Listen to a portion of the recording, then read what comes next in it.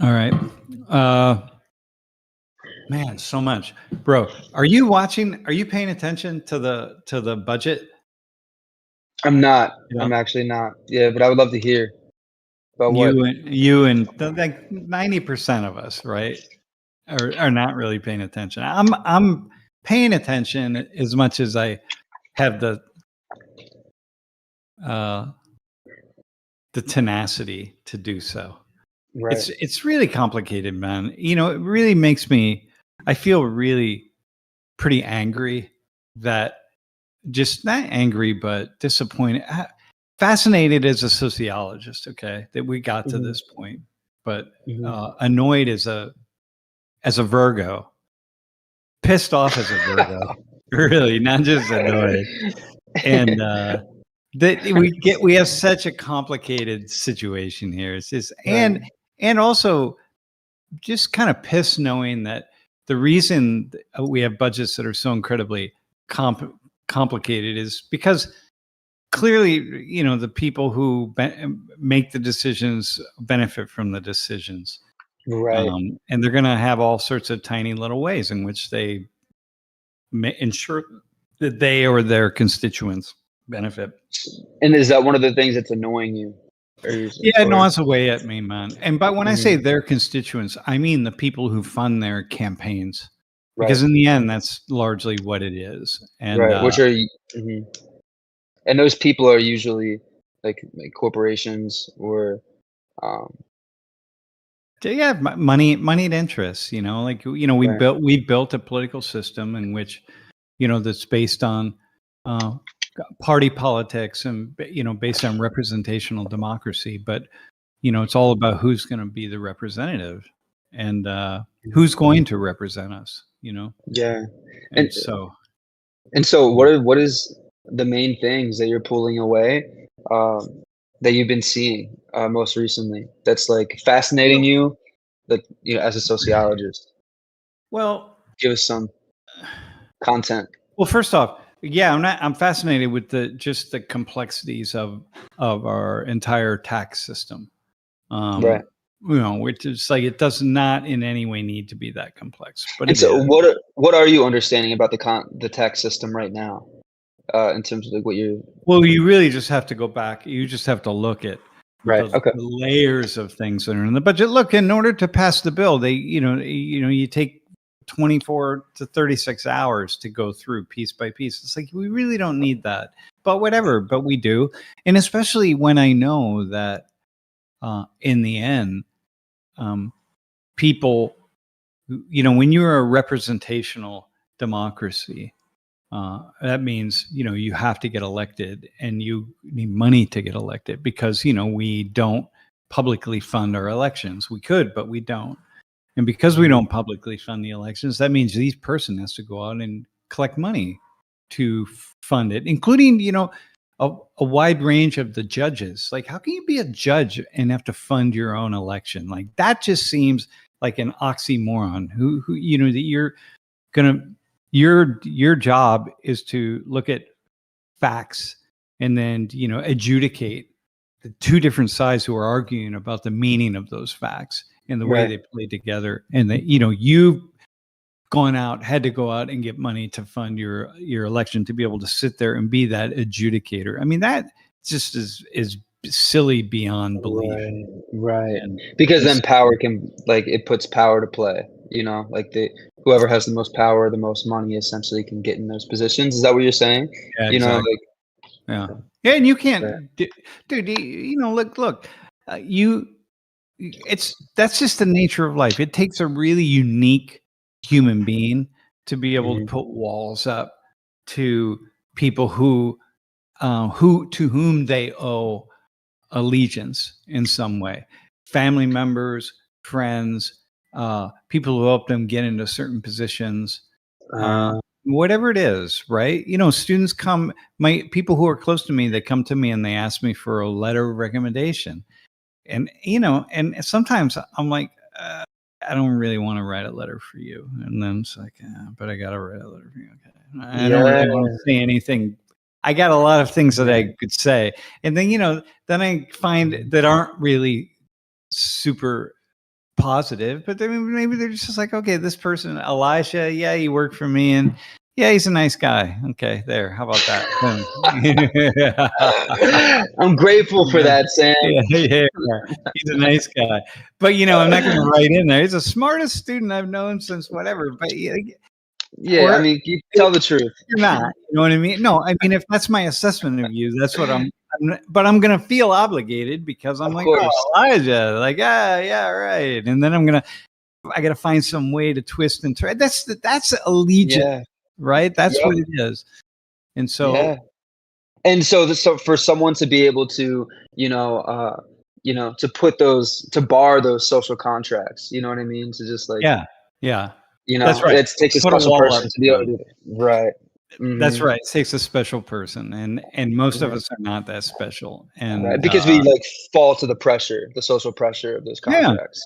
Well, especially when if I've gotten to a position, and my position, I'm looking at the next position. Look, every politician who gets elected, you ask them, when does fundraising start? They say it starts the morning after I get elected.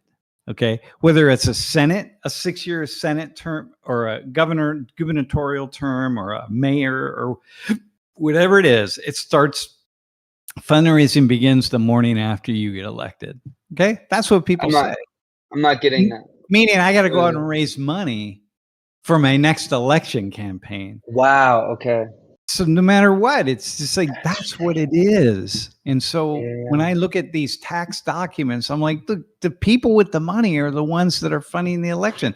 So you have like Bernie Sanders, right? Who somehow, he was able to be pretty competitive against Hillary Clinton by getting small donations from lots and lots of people.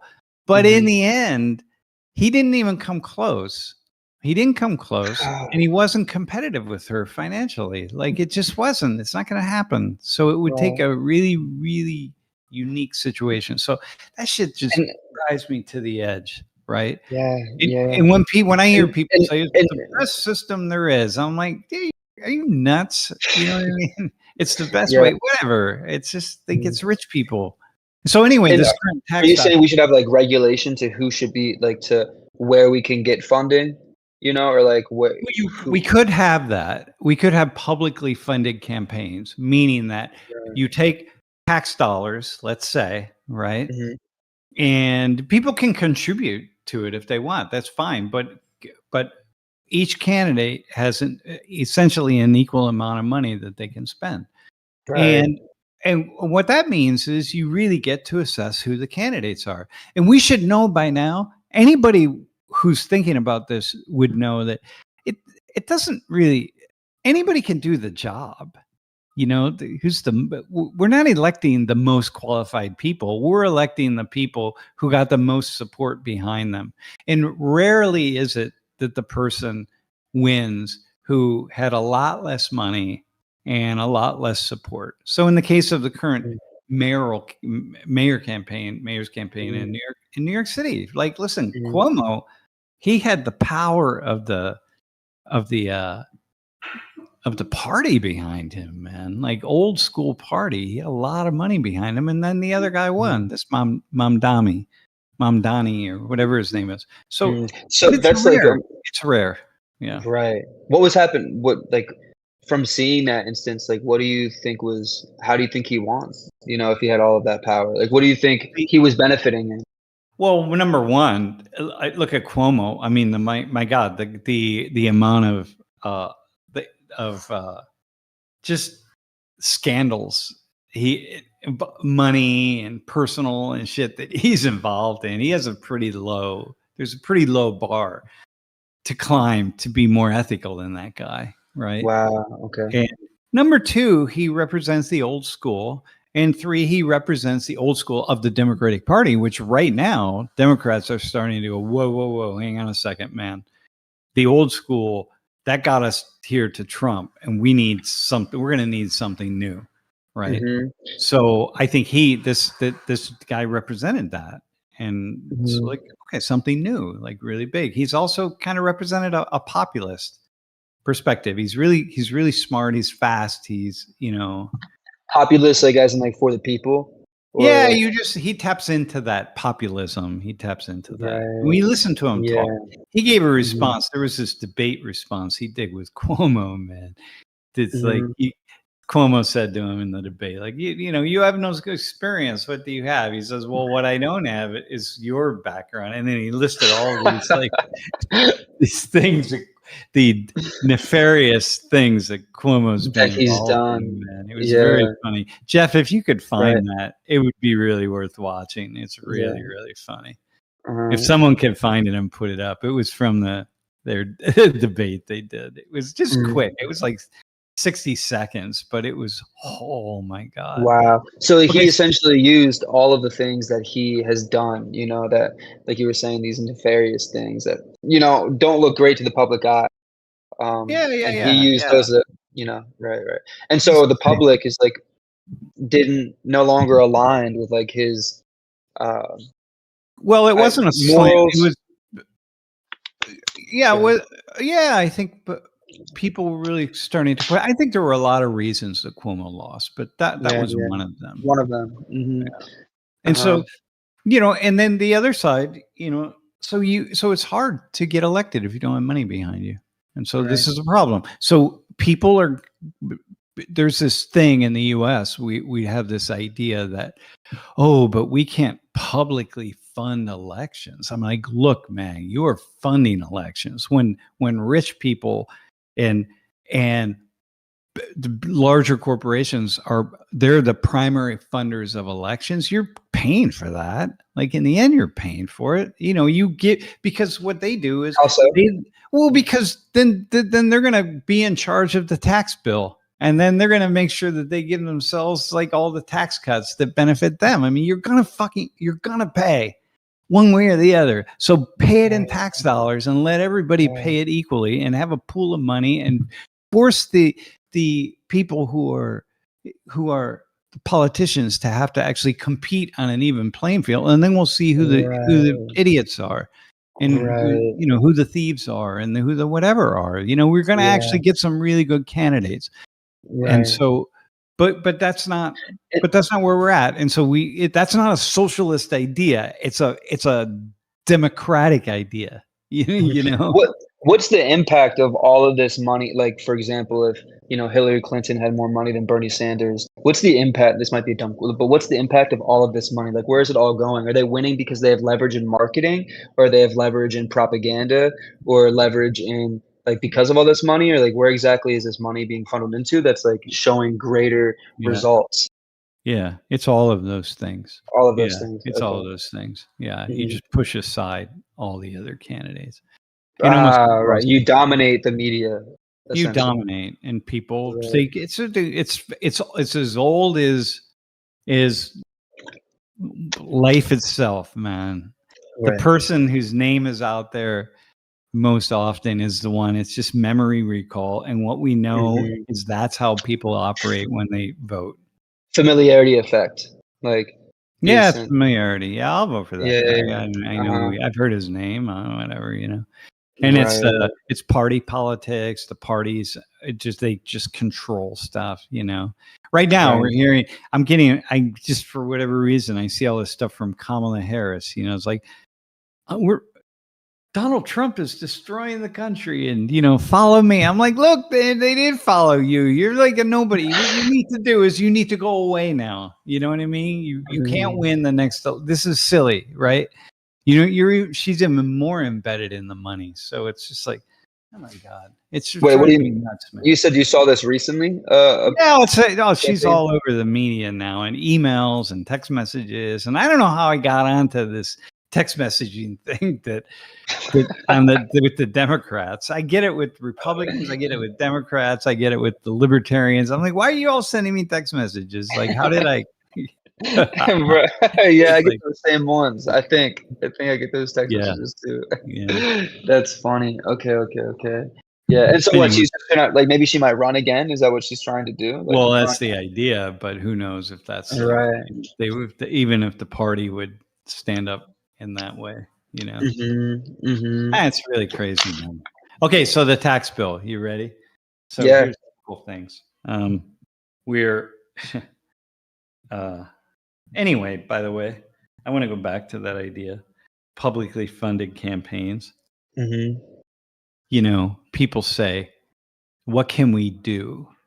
Right? That all the politicians are crooks, right? What can we do? Yeah. Well, they're not crooks if you force them to actually have to compete on an equal playing field. Right. They're not going to be crooks. And if the next ones come up who say like, hey, you know, like, you want to kick them out of office, well, the next election you're much more able to do that, and you actually have to be responsive and make good decisions and make thoughtful decisions. And that's the nature of it. It doesn't take, there's no rocket science in here at all to know that when you have privately funded campaigns, which are primarily funded by the wealthiest people in a society, the wealthiest people in society are going to control decision making. Right. That is just fundamental, man. That's not rocket science. So, you know, then I can't even imagine. You can make an argument for how maybe just purely publicly funded campaigns is not the best idea. Okay, so we need some kind of hybrid. Great, I can make an argument for a hybrid situation. Right. But what we currently have is just deeply problematic, man. They're just overall, you're saying there needs to be more monitoring of like where this money is coming from, how much money people are getting, and like what are the implications for, like, you know, when someone's getting this money, what do they have to give back out? Like in terms of like what laws are they creating because of you know they're passing because it's money, right? It's fundamental, man. You know, Right. it's fundamental. You think it's this, and people think it's not in play, and then they get pissed, right? Then they get pissed. All the politics, you know, it's like, look, man, that's the nature of it. We built this system, and so the worst thing for me is when people who are the most troubling thing for me, and I think this is me as a teacher, really.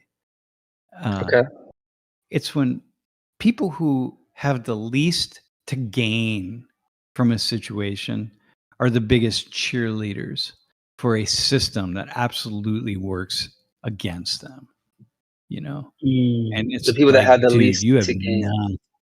The least Who are these to people gain. who are these people that you think about? But Like, poor people, working class people, middle class people, even middle class people, right? Who are just like, yeah, we have the best system. We don't want publicly funded campaigns. That would be like what? What would that be? What the fuck? What would that be? That's gonna make things worse for you. Really. Even upper middle class people, because even upper middle class, everybody's given away to the to the wealthiest folks, man, the corporate elite interests. And you as a teacher, how does you as a teacher Well, feel it pissed me off because that? it would be like my make things worse here's for what it you. would be. It's like, hey, Really? class, we're gonna have a conversation about I don't know, the value of raising or lowering our immigration, the number of immigrants that we receive into the United States every year. Okay. And then I just pick random people up and I say, okay, you come and make the arguments. Okay. Yep. And I'm like, okay, y'all, you heard their comments. What do you think? Like, what's the best one? And then they start arguing for one or the other when they haven't heard anything. All they've heard is other students who don't know a damn thing about it, just making some kind of argument. And so me as a teacher would be going, there's nothing happening here. This is like just nonsensical ideas or unthought through idea. I mean, students are smart. Yeah. They're gonna be able to say a few things, but these are there's more than nonsensical ideas. They're not thought out ideas, and you're choosing between them. And now you think you're going to make an argument for one or the other. I'm like, no, man, no. So this is like, as a teacher, I'm just like, I can't take it when uneducated people are telling other uneducated people what it's about. And the passive acceptance of content that dude. And now you got people arguing for and against Trump's big tax budget, big, great budget, and they don't have the slightest effing idea what's in the budget. They haven't read about it. If you haven't spent like at least 4 or 5 or 6 hours meeting from really thoughtful people, like the Center for Tax Policy, like these middle of the road, and then like some middle of the road tax analysis organizations, and then like some left, at least one on the left and one on the right. And you haven't spent that many hours like thinking through this thing and studying it. You have no idea what's going on with this tax budget, man. You have no idea. You can't know. I'm like reading through so many things, man, so many different things from different perspectives. And I'm just like still completely lost. And so in the end, what I do is okay, let me pick out what some journalists who are really smart journalists, because they're just all day long, they're just siphoning through this stuff. And so in the end, I'm like, all right, what's your summary here? Then I'm going to have to trust something that you say. And it's like, what can I take from this side? What can I take from that side? Because at the end of the day, there's like validity, or I'd assume that you're seeing validity from like both sides, and places where, and multiple sides. But in the end, there's so many people. Look, there are just so many of these. Like, hang on, I'm gonna.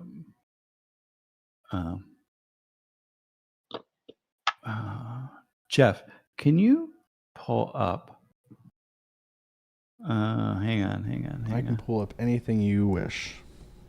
I can put it. I can even put it on the stream. Just rub the lamp, Sam. You got it. Okay, here. Can you pull up that one New York Times one? What's in the budget? See that what's in the budget? The second one. The interactive. Not the interactive, the second one. Yeah. Oh, I see. Yeah.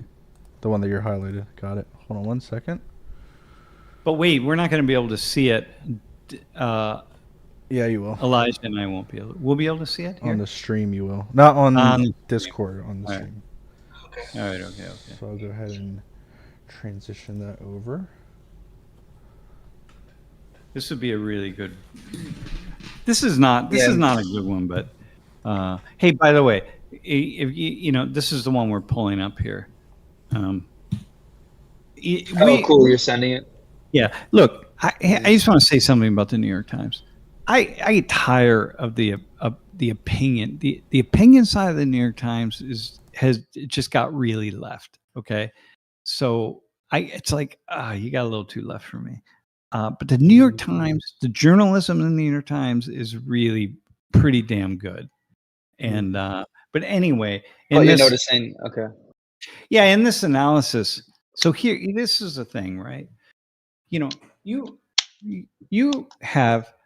So Trump says, Jeff, if you can scroll down a little bit to that first question. It's like, if it's not approved, your taxes will go up by 68%. This is what Trump is saying. If we don't approve this bill, your taxes, and he's telling the middle class Americans, your taxes are going to go up by 68%.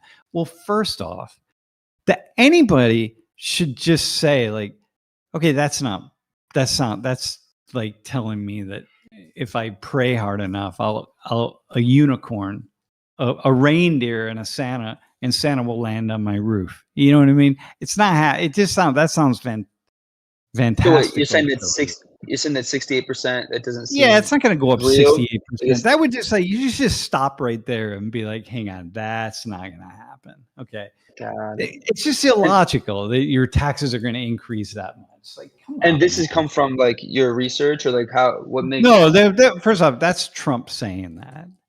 Right. Okay. If you don't do that. Okay, so if you're only listening to him and you're only watching Fox or somewhere that's only listening to him, I would even think the Fox commentators, I haven't checked, did they check him on that? Like, Mr. President, that's really extreme. Okay, anyway, the Tax Policy Center. So, Jeff, if you can go down to underneath where that is, the Tax Policy Center, a nonpartisan think tank. So just to give you a sense of this, hang on. Yeah, estimated that not extending the tax cuts would lead taxes to increase by 7.5% on average, like $2,100. way different than 68%, 68%. 7.5, right? Okay. The Right. tax fund, that it's a nonpartisan think tank, man. Okay. And when these things are nonpartisan, like I know people who are involved in think tanks, these are nonpartisan. They're really trying to they're trying to do what I'm trying to do Right. in Social 19.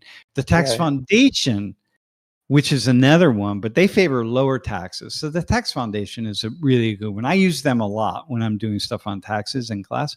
They estimate a tax increase of And $2,800. the tax foundation is who? Who are they? It's just another think tank. Okay. Okay, so these are all Right. think tanks. They're Okay. all think tanks. The Brookings Yeah. Institute said, okay, and on average, it's going to increase by 1,900. So these things are, the reason they don't know, by the way, is what I said earlier. It's so complicated. We've made it unnecessarily complicated. So, this is quite the problem. So listen, the point being, it's like, seriously, like these key things, if you just are not fundamentally paying attention. So Jeff, can you go back? Can you go to something else? Can you go to this, the thing I have highlighted right there? And it's This thing about 3.3 trillion added to the federal debt. Can you just put that up? This is just a side note, but that's interesting how I'm thinking about like whenever election time comes around, it's all about the marketing is all go vote, go vote, go vote. And Yeah. it's what you're saying is research, research, research. But the marketing is so like pushed towards like vote, vote, vote, vote, vote that maybe people are like bypassing the idea to take in information first or like taking multiple sources of information. And But it does require you to have a certain level of thinking about, taxes and that kind of thing. So look at this one. I don't know if you can see that, right? So here's the problem, bro.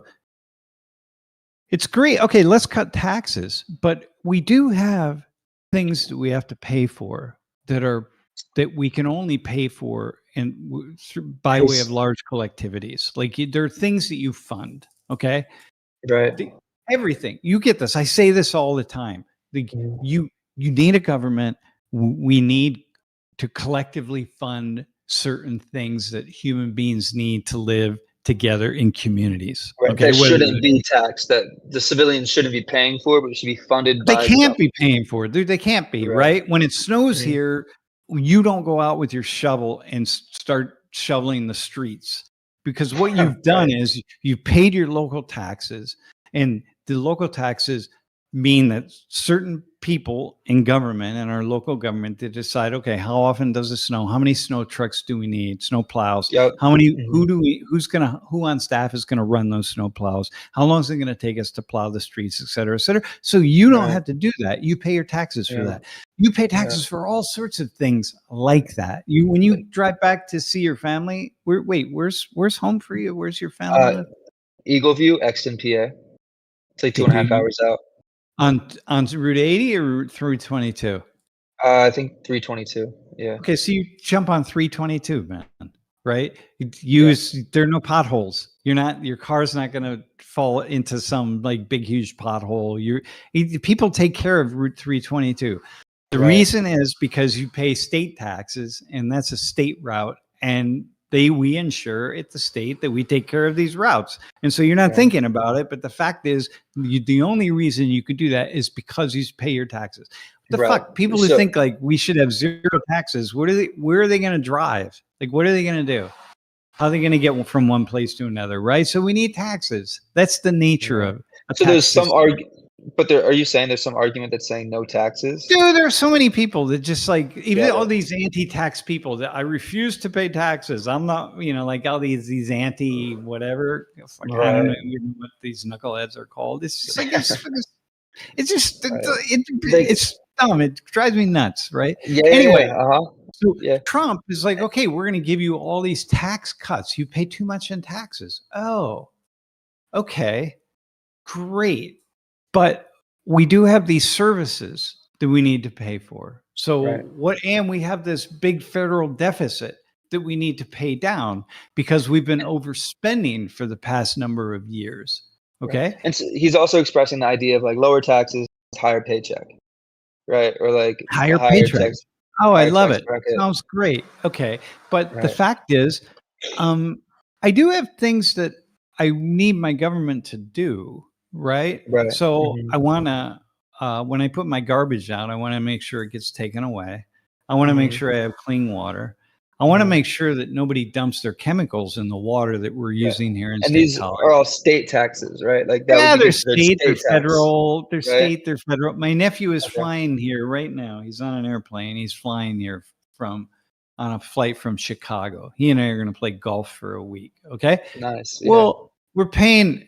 I want to make sure he's safe, right? So I want to make sure Mhm. he got off the ground. Okay. Okay. That's all federal taxes. This is the FAA. So we're like, okay, you got the ground crew, they're tracking. We got thunderstorms in the area. You guys are checking to make sure like they're not going to run through a thunderstorm, right? Well, we're paying our Right. taxes for that. We Yeah. also pay because we pay aviation taxes specifically, right? Those of us who fly, we pay What's up higher with all these airport. plane crashes? Dude, You well, know there what I'm aren't that saying? many actually when you think about There it. really Okay, haven't been? Okay, but anyway, it's just a side okay, thing. so the point is like, okay, I want to make sure he gets here on time. All right, so Mhm. we're paying taxes for that. That's all good, right? Like, Right. okay, that's the nature of it. You got to pay taxes. So, but there's always a tendency for politicians because they want to get reelected to spend more. They're going to promise more to their constituents because constituents demand that they promise for things. Right. Even Yeah. when we know they're lying, somehow For we their just feel investors, essentially. they're Their investors, customers. exactly. But people like Right. you and I, like, we're going to pay for the mayor of State College. It's like, well, somehow you and I are going to feel better when he promises something. I know I got to pay taxes for things. So you can give Mhm. it to me now. But I Mhm. actually have things that I want. I want to live in a good society. So So there's a I can take here that might be way too extreme. 500, what do you say? 500 $5 trillion? trillion, 5 500 point something trillion trillion. dollars. Yeah, that's a lot of Okay. money, man. Yeah. Yeah. And Well, are you most might people saying, go ahead. no, go ahead, man. Are most people saying that's extreme? Like, is he, again, like how he's saying 68%, which sounds extreme? That's another extreme number.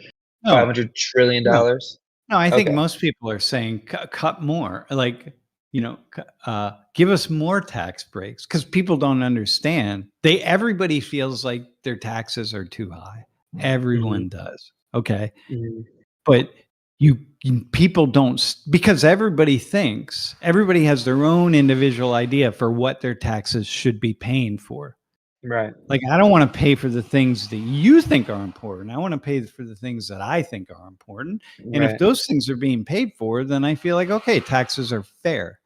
Mhm. But because we find things that we don't like, then we're going to think, oh, my taxes are too high because they're funding these things that I don't think are important.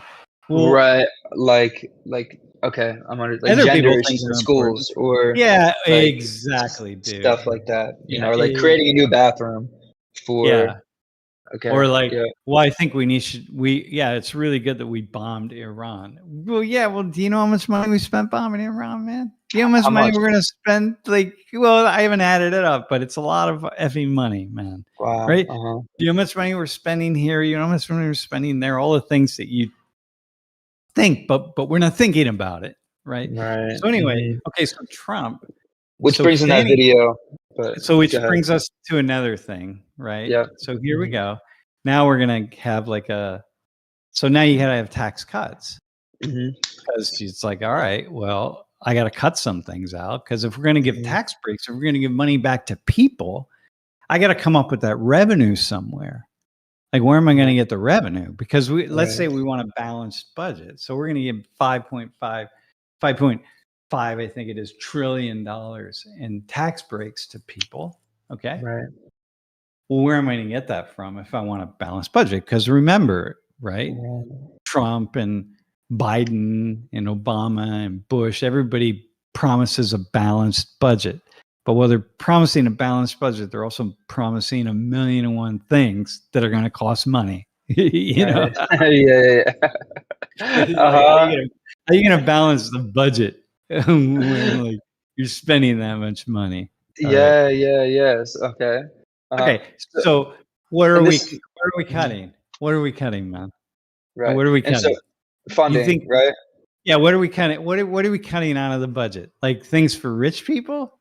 What are we Mm. cutting, man? Well, Like, based on the most recent, video you showed me, like we're cutting funding that's going to university. We're cutting funding, university yeah, funding or it's a pretty. research funding or Yeah, but that's a pretty small amount, actually, right? okay. Yeah, so I don't So we're know. going to cut all sorts of. Yeah, we're going to cut all sorts of welfare, all sorts of Right. food stamps, aid to poor people, because we have a continued vision in this country anyway that if you rely on the government for anything at all, Mm. then clearly you are not pulling yourself up by your bootstraps and you're lazy people on welfare, right? So that's the first to go. Kind of. That's going to be the Yeah. first to go. Most people on Right. welfare, by the way, are like, how many people stop and actually do research on who actually is on welfare? We can all come up with the story. Well, I know the woman down the street, like she has 3 kids and I saw her paying with food stamps at the supermarket. All right, I got her. Okay. Mhm. But who else? Who else are we? Who else are we looking at? Yeah. And so Mhm. then we start cutting that stuff. So I'm not making the argument to spend more on welfare, but what I'm making the argument for is understand when you cut who you're cutting and what you're cutting. Have a thoughtful analysis of that. Right. And Like who is taking advantage of the system or who genuinely yeah, who kind is? of, Yeah, how many you people know? are? Yeah. Right. Yeah, Mhm. yeah, yeah. So, Mhm. hey, Ike, what misinformation am I getting? So listen, so I'm not saying, it's saying you have to think about that. That's all. Just think about who it is, right? And so so now you got to sort through and be like, all right, man, we have welfare and study history before Descartes. I'm not sure how studying history before Descartes is going to like get me. Can you just say more, by the way, Ike? Yeah, we should So get bring them I'm on not. The Discord. problem is you got it. You when you live in a big system, it's really hard to zero in on the people who really are taking advantage of the system and people Right. who are not taking advantage. Right, like all the people who are on welfare who are disabled, for example, and that's why they're on welfare. And it's like, oh Right. man, like how do you do that? And that's what the real struggle is. Like, Is how do you get it? How do you really magnify like and get the details that you need in order to make the correct decisions, yeah, it's It's like virtually impossible, man. That's right. why we have Mhm. silly things, and that's why we have stuff like, you know, the all of this stuff where we just follow something, And I'm not saying Mhm. it's impossible, therefore we shouldn't do it. But listen, but understand there are going to be implications for the decisions that get made. Okay. So it's Mhm. like there are implications, man. Like, it's estimated now the Lancet, which is a medical journal, which is quite middle of the road, Right. medical journal, estimated that, in cutting USAID, where is this thing here? Cutting USAID, we're looking at, hang on one second. This just came out. They did this analysis, right? So they're going to be, the Lancet is a little bit left, but uh, the agency's program, right? In the last 2 decades, the USAID saved somewhere close to 90 million lives. Okay. The what did? Now, 90 USAID, all of the money we spend USA. for USAID. Like the Yep. US is historically, okay, we're a militaristic nation. We spend a lot of money on weapons and we kill probably more people than any other. I mean, we're involved in wars, nefarious wars that people hear about, wars they don't hear about. So yeah, we do a lot of damage in the world, but we do a lot of really amazing things, man. We Right. do. USAID is, the money we give. I mean, USAID is simply an organization through which we spend a lot of money, a lot of tax dollars. But Mhm. there are so many positive things that happen in the world, and including that benefit, here in the U.S. And what they estimate is that over the next 5 years, 14 million additional deaths will happen in the world because of these cuts to USAID. Now, Wow.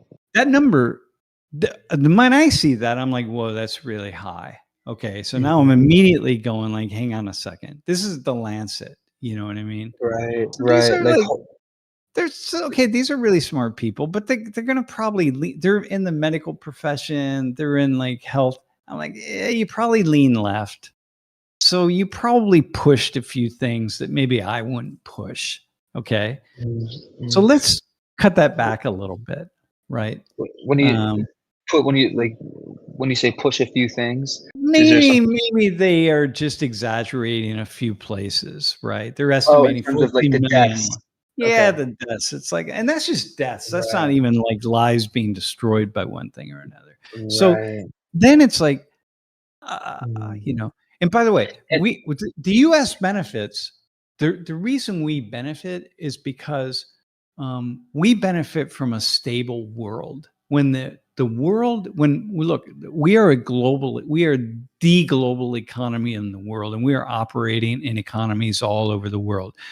And when these economies are stable, that's good for us. Our businesses are operating everywhere. I mean, every place I've ever traveled, even the most remote areas of the world, US businesses are involved. And we benefit from stability. And sometimes what we do is we impose stability using our military, but business wants stable markets. And when businesses operate in stable markets, that's a really good thing. And we are the global superpower. So when markets are stable, our businesses are happier and our corporate interests thrive. And they profit and they thrive. That's how the right, U.S. right. benefits. And And that's how so USAID benefits the US the through USAID creating benefits, stability. yeah. Yeah, the Right. world is good. And, USAID, so many of these deaths happen because of, various diseases. And we're really controlling these diseases, man. A huge number of them are from HIV So that's infection. answering Rod Roy's question, like how is or was USAID helping with stability? And one of those answers, like Yeah, HIV, yeah, support. Okay. yeah, yeah. So, and Blue Dog said we also benefit from just the influence that when we provide assistance, man. It's a positive thing. Look, Right. should we be involved in? Do we care about malaria? Should we care about malaria in let's say the DRC, the Democratic Republic of Congo, or in Bolivia, or in the Philippines, or Indonesia, or Malaysia? Should we be really involved? Should we care? Right? Well, how about Indonesia? Well, why don't you ask the U.S. mining companies that are operating in Indonesia? Right, that have Right. invested billions of dollars in infrastructure in Indonesia. Ask them if they think that we should be involved in trying to curtail measles in Indonesia. Right. Right. Ask them how it impacts the stability of the market in Indonesia. And When you so go to them. right. And see that these are some of the voices that are unheard, like these pockets. Like as soon as you Yeah. get those experiences, it's like, okay, this is why that might be important. Yeah, know? yeah. You start to Yeah. see the ways in which that we're not just giving. Okay, sometimes we're just giving things away. It's like, well, we could spend that money at home, dude. We are spending it at home by ensuring that all these corporations that are operating all over the world have stable markets and all sorts of things. And like in Mexico, for example, like we don't need a revolution in Mexico, man. We don't need a revolutions in Central America. We see what happens. People start flooding north to come into the United States, and forget about Trump's beautiful big 2,200-mile wall. People are going to come into the United States. They're going to find a way in Somehow. here. Yeah. Yeah. Mhm. And so Who's saying revolution? But go ahead. well, yeah, but we don't want, we want keep the drug cartels in check, man. Like figure out what we have Right. to do there. Like, Right. I everything is just understand. one after another, man. Like we Right. want stability. So Right. yeah. So Wow. this is, Wow. this is by the way how we became so big. China's doing it right now, right? With the as they are investing all over Africa, man. The Chinese are everywhere in Right. Africa, and we've pulled out Offering. of Africa.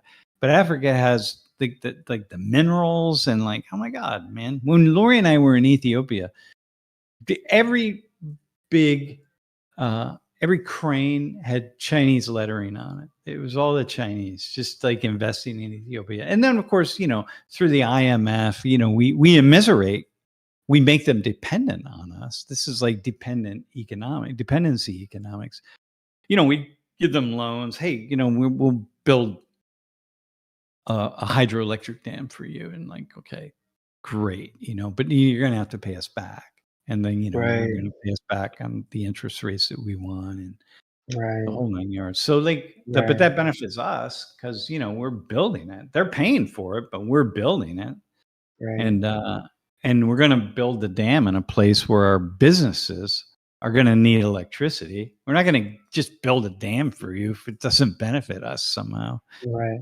And like at the end of the day, you're talking about this specific funding where this tax weighs onto. Like we're deciding whether this is a tax that like Americans would pay for or not, but these are all this is what it means to pay for this tax for the world and for the U.S. market. The USAID. This is what we're talking about with USAID, right? It's not just we're giving money to people who are poor and they need money. It's like, well, I need money, man. I got to fix my sewage line going up to my house. They're going to charge me $8,000 for that. Where am I going to get $8,000? I need that money. Why are you going to spend it over in, Indonesia or Zimbabwe or something? People complain quite a bit about, it was like Sesame Street in Iraq and how we were spending millions of dollars creating a Sesame Street from the United States for the people of Iraq. And it's like one of the things that the United States was trying to do is use its soft power rather than its military power in that instance. Totally. And not only that, but people complained that we were in Iraq for a very long time. One of the reasons was because we couldn't get stability in the region. And so one of the ways that we can try to establish some form of a better future for people who have been going through war and who haven't had the best opportunities for their children to get education is providing this education for their children so that when they get into ages like our high school and our university ages, then they're able to use the resources that they got from the basics that we provided for them for relatively no money. I mean, production wise speaking, it wasn't a lot of money that we were spending over a period of years. But that was one of the things, like with children in these third world countries, the reason why the United States invests in it so much is because the idea is that later on down the road, we won't have to make other investments like military action against leaders that we don't like or whatever the case may be. Well, part of the problem, one thing that we often do, that's right, but one thing we have to do is because we're trying to create stability in these markets, and we are creating, we're using our military to do it. Then we put leaders in power who are really not in the best interests of their own people. And so it's like, fuck. One thing after another, man. It's very complicated. Right.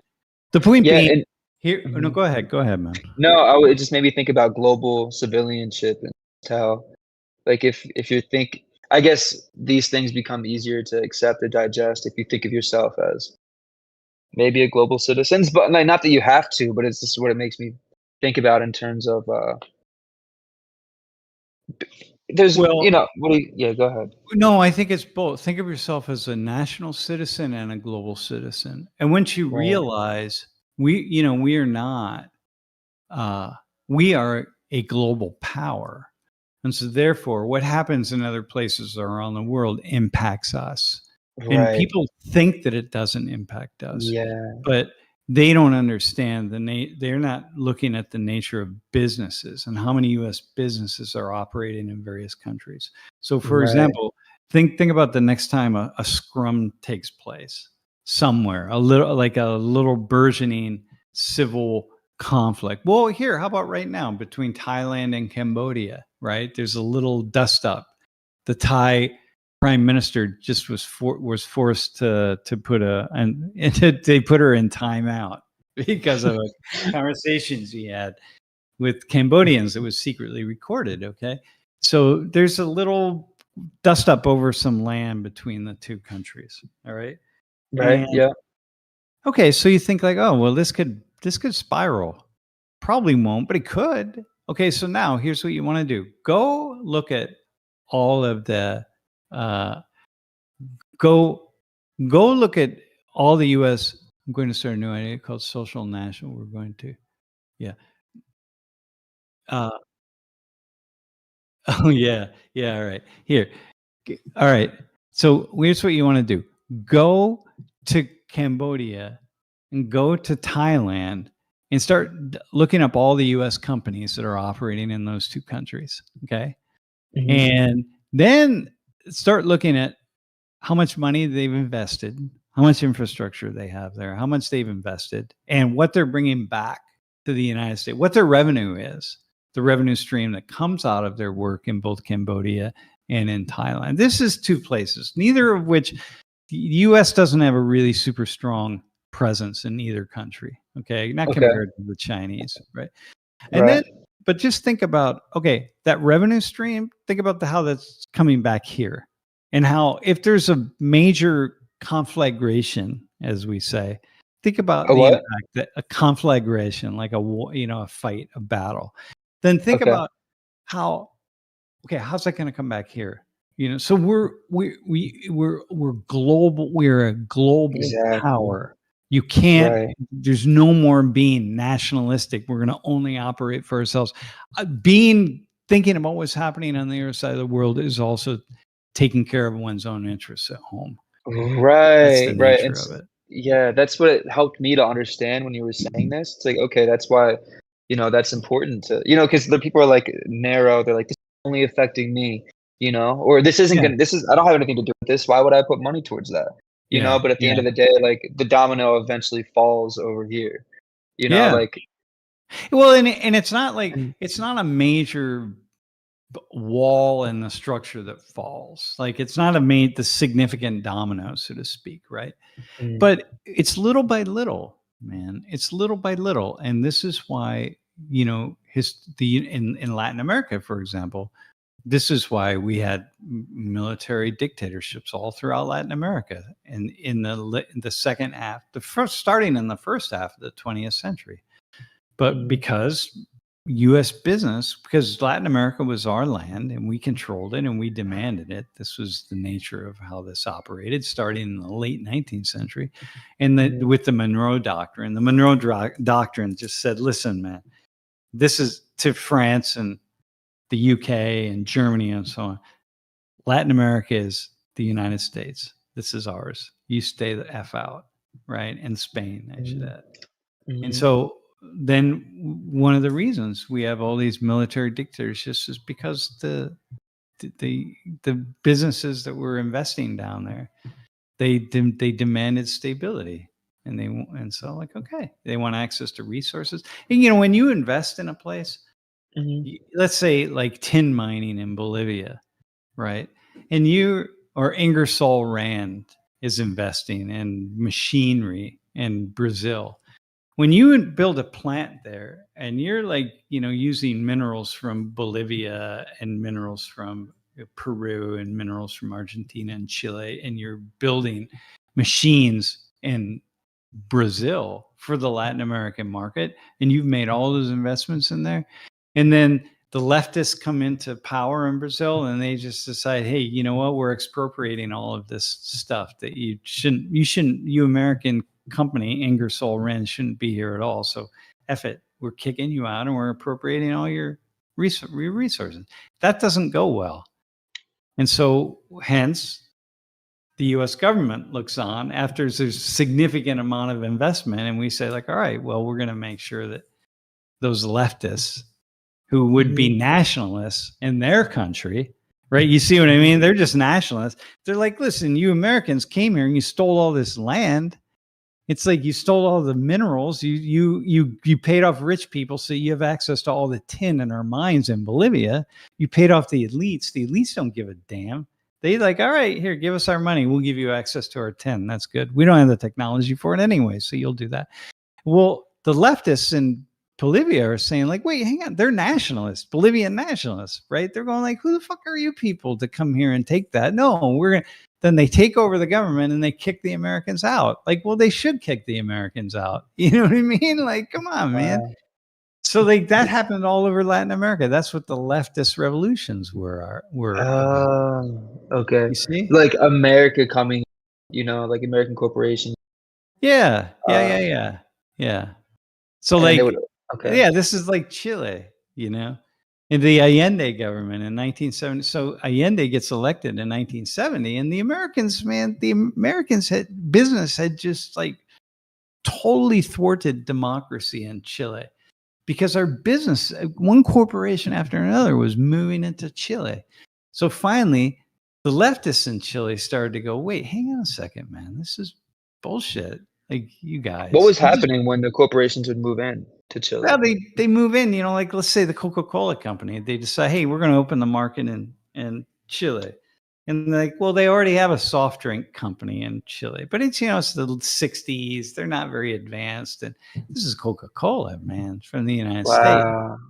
So Right. then they come in and they got to destroy the current market. So they have to underbid it. So Wow. everybody buys Coca-Cola. And then, you know, suddenly they control the whole market and they get So- Mm. the all the sugar cane they get from, you know, the markets in Latin America. So they got to make sure they control the sugar cane in the Dominican Republic and Wow. Ecuador and Colombia and Venezuela. And then So so all that kind of stuff. local markets fail, and like the local economic Yeah. market So all the profits. fails. Yeah. So it would be imagine a Chile company making their own soft drink. And you And know they're employing Chileans, and it's like it's all the money's going back to Chile. Now you got Coca-Cola. right. They come in and Wow. all that profit is going back to the United States. Okay. And this. So now Mhm. that's just Coke. But now imagine it's Ford Motor Company. And it's like, you know, we stood in the very beginning of, well, not in 1970, we didn't have computers, but okay. So other layers. All right. And Right. then the And leftists start seeing all this and they're like, what the fuck? What is all this bullshit? Right. the left in Chile, or The you're left in saying? Chile. Uh-huh. And they're reading, they watch Cuba have a revolution, kick out all the same thing, kick out the elites, right? Okay. That's what Castro and Che Guevara were about. And they're, you know, they're like, wait, they've taken over Cuba, man. This is our nation. So, you know, Yeah. so Yeah. the leftists all over Latin America Wow. were starting to like gain power. And then, you know, the U.S., of course, we were arming militaries there because, of course, that's the nature of it. So then they got to get weapons, and they often got weapons from the Soviet Union or leftists elsewhere, the communists, right? Because of course, because where this is going to get weapons from, and then they start fighting. And then they start taking on a leftist Marxist ideology. So then we say like, oh, you're Marxist communist. So that means that gives us a reason to fight against these socialists in Chile. But what you don't realize is the socialists in Chile are simply trying to kick out fucking Coca-Cola because Coca-Cola came in and took over a market using their like very nefarious actions. You know what I mean? All sorts of things that Right. they did, Uh-huh. right? And so But anyway, is Salvador Coca-Cola Allende, yeah, go ahead, is man. Coca-Cola hiring Chileans? Like, were they hiring Yeah, for Chileans? sure. Or Oh, yeah, no, for sure. Yeah. And okay. eventually the Chileans, they get laid off from their own soft drink company, you know? So Right. But they then go, it's now out of business because, you know, that kind of thing, right? Okay. So right. then Wow. 1970, Salvador Allende gets elected. He's a socialist going like, well, whatever, this is bullshit. And so then they start expropriating these properties.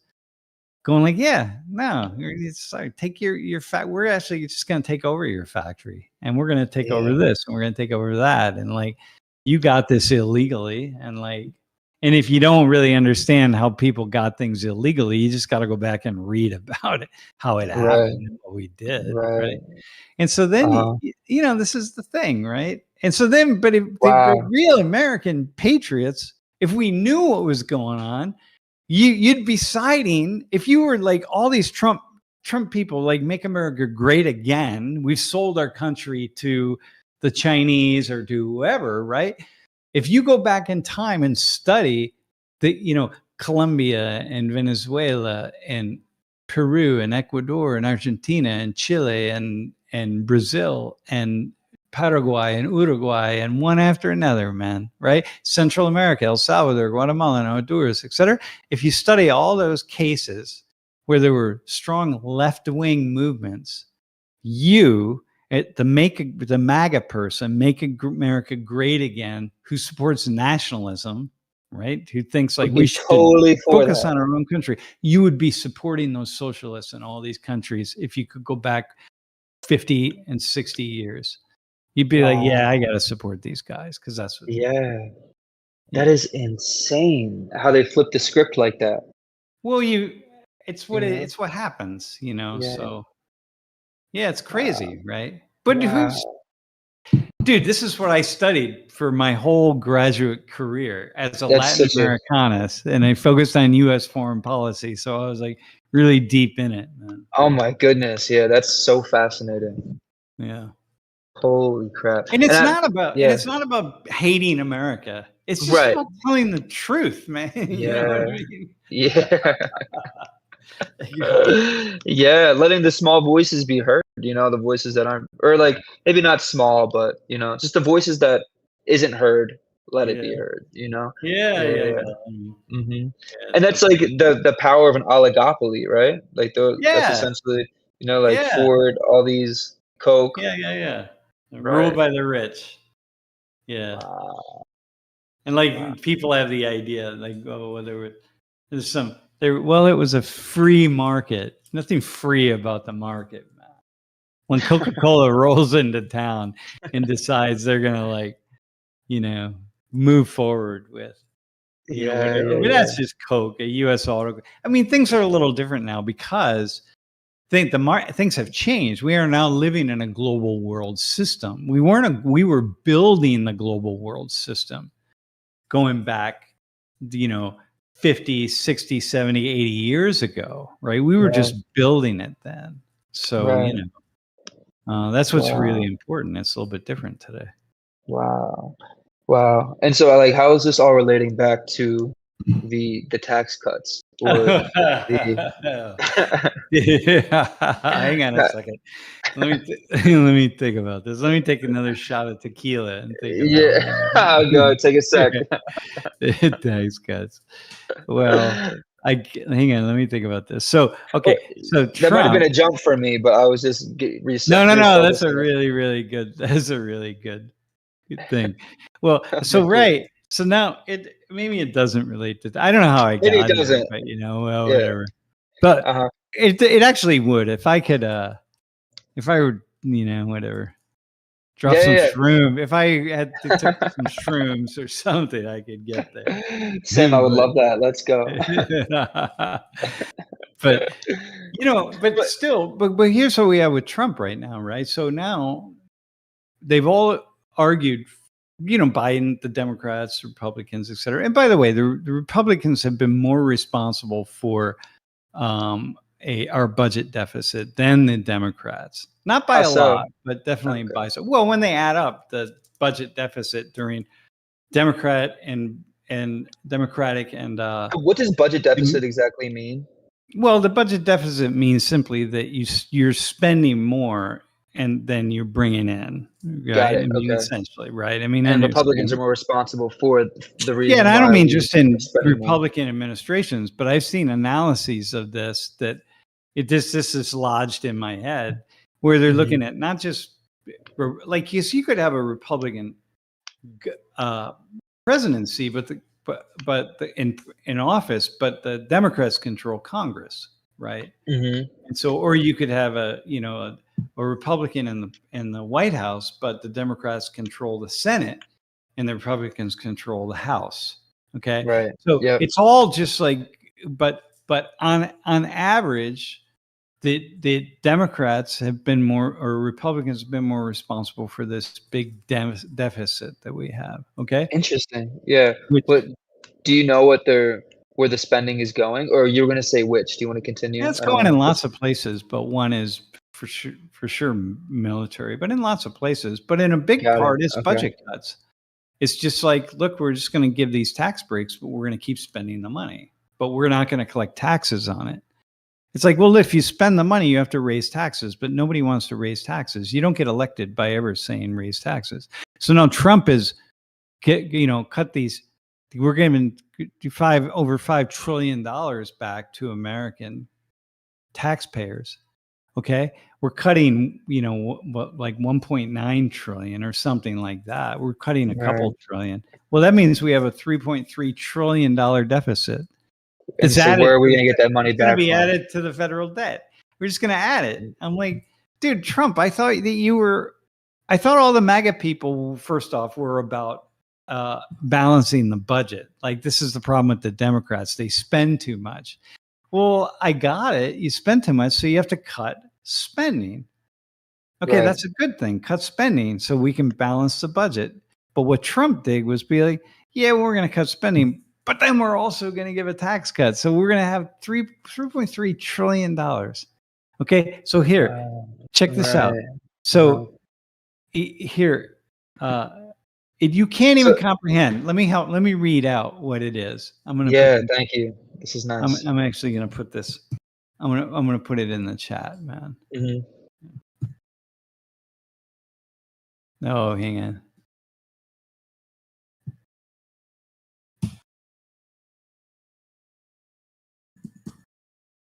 You talk about a crash course. Yeah. If you start playing the lottery the day you're born and you somehow manage to win every game, every U.S. state, every single day, we're talking everything from scratch offs to Powerball. Okay, you ready? Hang on. Uh-huh. It take you 75 years to rack up $3.3 trillion. Yeah, that's assuming you pay taxes on your winnings, which is like half of that is going to get paid in taxes. Oh my gosh! And that's how much we're in a deficit. That's our deficit. Yeah, that's our deficit, man. Oh my goodness! So it's like, all right, that's cool. I mean, whatever. I don't understand how you can have a system that survives on such a deficit, but it does, right? Money is all this stuff is just, it's not real, So it's like, okay, we have a $10 trillion deficit or a $20 trillion deficit. What the fuck? What does it really matter? Like, is the system continuing? Is it humming along? Like, all right, there you go. The problem, of course, is that somewhere that money has to get accounted for, and that's where Right. And along with that deficit, like people are owed money, right? Or like, I guess it's not real, but it becomes real when but somehow it becomes, I don't know how, man. How? Someone has to take responsibility for it. Right. It's crazy. It's fascinating, man. It's hard. Yeah, it's hard to conceptualize. Yeah, like I'm not going to pretend that I always have this idea. It's like, well, evidently it doesn't matter to have a deficit because up till now it hasn't mattered. It just keeps growing and growing and growing, and things just hum along. There's just a way in which it, we service the debt every year, but somehow we still manage to grow and do well. So I don't know what that means. Yeah. You know what I mean? Yeah, yeah. And like, I'm sure if I put, 10 people in a room who are really brilliant thinkers and who really think that they know what that means, I'm sure we could put them in a room and they would agree on a handful of things. And we could say, okay, that's what it means. But there are most things they'd probably disagree on. But I'm sure there are a handful of important things they would agree on. And we could say, okay, that's cool. Right. That makes sense. But I don't know how dangerous it is for us as a nation, right? To be in a deficit. Sell bonds, we can sell bonds. But what does that mean? Like, it just keeps just more and more bonds. You just keep going. Apparently it's okay. I mean, I don't know. At what point in time, though, does it come and kick us in the arse? So what are they saying about bonds? Like, what are you understanding from what they're saying about sell bonds? Well, bonds are basically what you're doing is you're selling your man, I don't know how to say this. Nice. Yeah, you're selling. Hang on, I gotta see. Yeah, go ahead. I did you're basically loaning money to a government. Okay, so I was thinking you're selling the right to go, but basically it's a loan to a government to operate. So federal bonds is like, it's a state. We have state and municipal. Like, for example, we had a bond here in State College to pay for the high school. So they had to go out and they had to take a huge loan, and they leveraged taxpayers, the fact that taxpayers were going to pay back this loan over the course of 10 years. And the high school was like $100 million or something. Oh, so like the government sell bonds to to states or like so organizations within. Okay. So somebody sold that to us. We got the money on that, and it's basically investors said, "All right, here, we'll do that. We'll give you this money." And so that's really what that's like is. how they would cut into the deficit. Yeah, that's right. It's a type of security. Yeah, Got like it. UZ Rizzo says it's like a fake asset. Yeah. Okay. Okay. Yeah, that's right. Opinionated masses. The reason why it's been working out is the dollar is the reserve currency of the world, right? So it's okay. But if that changes, as the BRIC nations would like it to do, then it's going to really change. But every time I think that the dollar is going to really lose its place as the central currency of the world, it seems like it still comes back and it's just as strong. So I don't know. Right.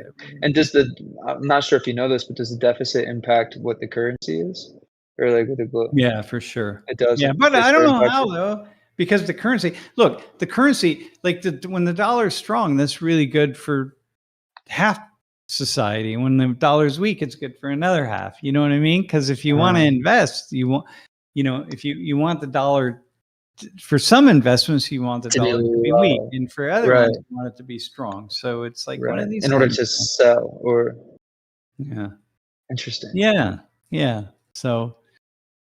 Like you want people to buy dollars, you want it to be weak because then everybody invests in the United States. So then they bring all their money here to the U.S. and they invest in us, right? And when it's strong, other people aren't going to do that. So, dude, it's like it's too expensive.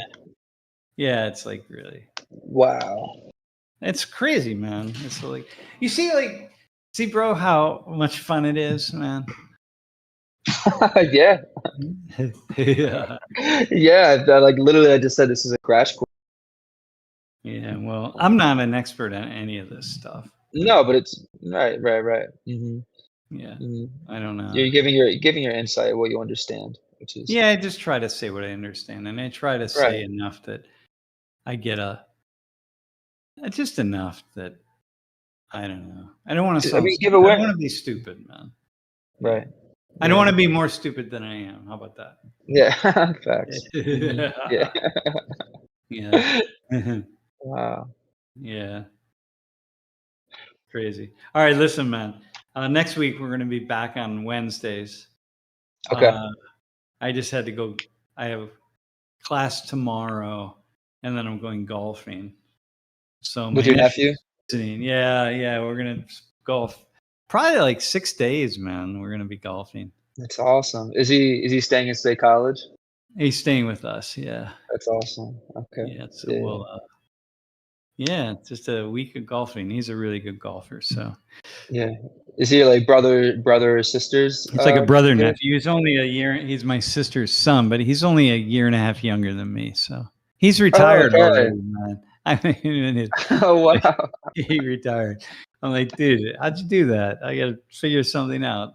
You know, how do I get there? And I could just go play golf, and I'll leave you and Jeff to do the live stream, man. Dude, don't do that. Don't do that, Sam. We need you here.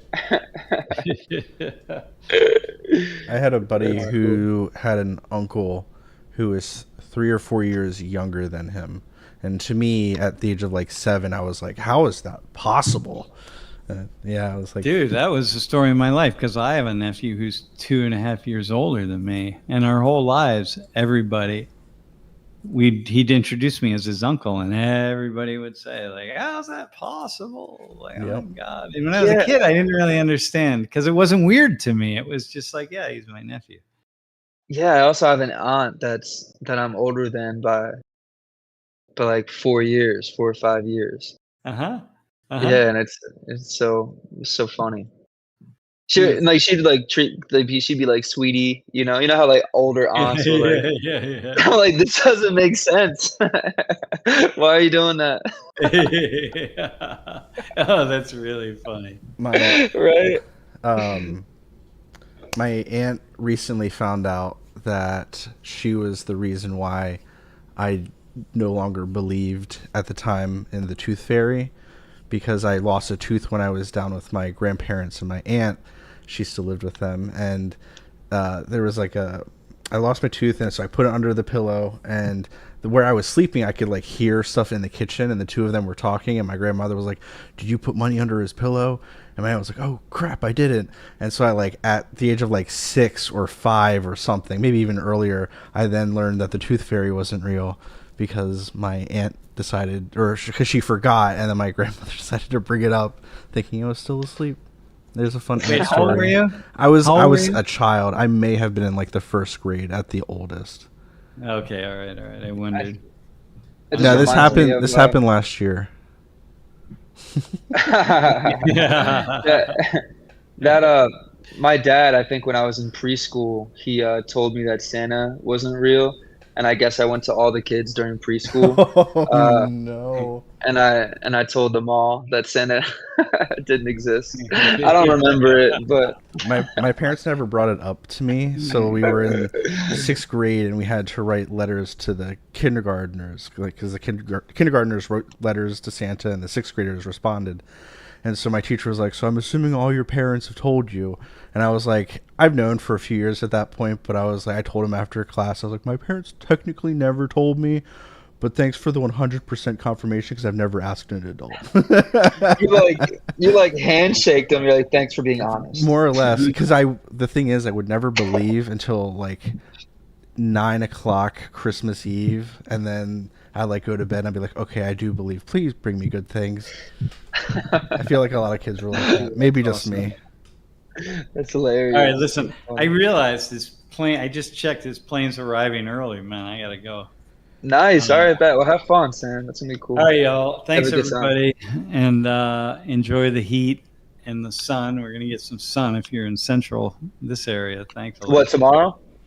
Next 4 or 5 days, man. Really? Yeah. Let's We don't need any go. more Okay, here. cool. Yeah. Wow. Damn, man. It's been All right, super y'all. sunny. All right. Thanks. Be well. Be well, right, everybody. See you on Wednesday. Next Wednesday we'll be on.